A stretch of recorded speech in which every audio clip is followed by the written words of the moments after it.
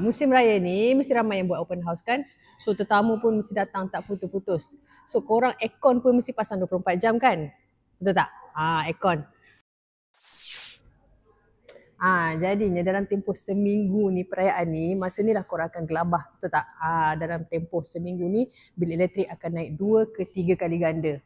Masa ni korang akan risau kan?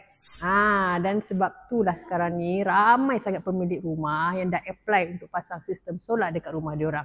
So lepas pasang solar, korang boleh dapat penjimatan 70% sehingga 90%. Nak tahu tak package apa yang sesuai untuk rumah korang?